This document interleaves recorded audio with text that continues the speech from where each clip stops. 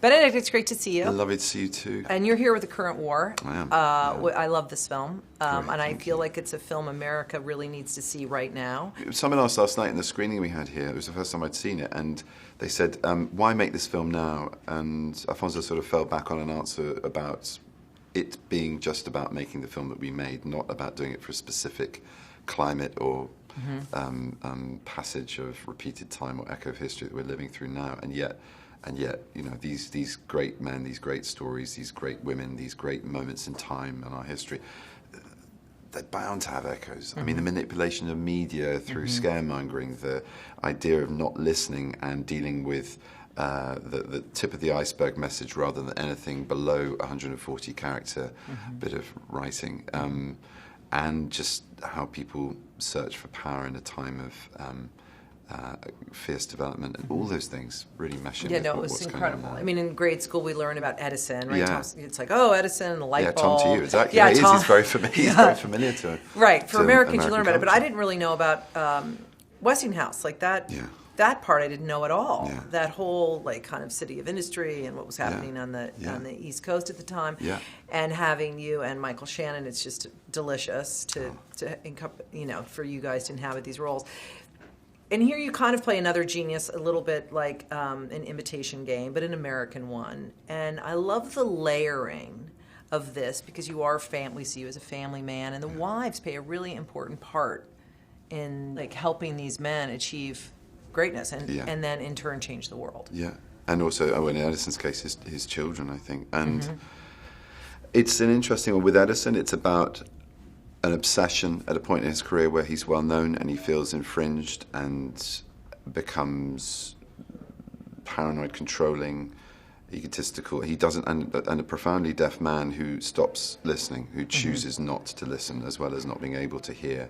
It's very much a film about that as well, which is obviously sadly a current problem, it seems. But he's someone who is his own worst enemy in a sense. He neglects the very good thing that is in his life, which is his family. But boy, does he pay for that, and you see that in the story. Both within how he loses the current war, but how he loses his wife and the distance that grows between his children. And I think, you know, that they're not just tokenistic families. You touch a little bit on the fame. I love that line in that courtroom scene. It's very, very brief. But when he says, you know, we forgot fame always trumps the law. And obviously Thomas Edison, I didn't realize, but people even then asking for autographs, like he was a real celebrity. Oh, he really was. He really, really was. And that was an interesting thing to sort of examine. It was one of the things that really intrigued me about taking on the role. You know, how does fame limit your integrity? How does it constrict your ability to operate in public? And how does it compromise what you set out to be?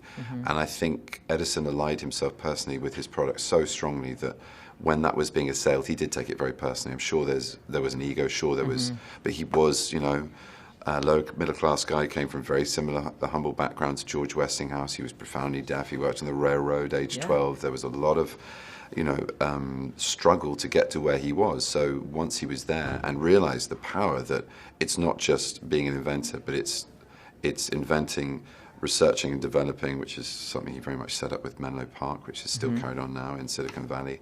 And then manufacturing and then branding that thing, that was all part of a continuum, so that he was the product. No, it's incredible. And so by that stage, to be usurped by a better idea, it kind of makes sense that would be a time when you would be incredibly defensive and belligerent and arrogant and possibly lose your way because of that fame, as well as having a certain leverage in those situations, like the judge lighting his cigar. Yeah, it's so when he's in the witness stand. Well, it makes it so relatable because that happens in everyday life. I mean, that's Well, in happening my in your... weird, not everyday life. Well, not in weird, but we does. see it. It does happen we in my see life, fame and it's very now. weird. We see fame now all the time. I mean, you're an actor. That's true. Yeah, no, it's everywhere. But it's interesting to measure. It doesn't make it any less weird living it though, and that really intrigued me to sort of examine that through Edison's experience as well. He still goes back to something quiet. He's still on his own. He still has to go and focus on his work. But at the same time, he does this as well. You're right, exactly. The equivalent of, Did you keep anything with you when you left? Any Edison artifacts? Yeah, because the a little bulb in my pocket here. No, the costumes were fabulous. They were great. He was quite scrappy. Yeah, I think I might have kept a necktie, actually. There was did? a few neckties that, once they'd been through a wash or two, were really nice. He was quite low maintenance, Edison. There wasn't too much, Bobby dazzling in his wardrobe or personal hygiene. He notoriously had quite bad breath, I think, partly because of weird diets he experimented on, 4 hours sleep and a lot of cigar smoke. All of which, I'm happy to say, probably is the same state of me today. I have not had enough sleep. I've definitely got odd diets every now and again, especially with Marvel films and the like. And then, but I don't smoke cigars unless I have to for Thomas Edison. Yeah. Well, let's talk about Marvel, because every morning I look at my lunchbox that I pack for my What were you going to say then? Every morning I look at my copy Doctor of Doctor Strange and watch I'm my packing favorite that bits. lunchbox, a little metal thing going on the way. And I'm on it. Yes, you're on it. I'm on a lunchbox. Hooray! Now I know I've made it. Yeah, I'm part of the merch. I had such a good time making that. It was interesting. I was talking about it earlier, and you don't.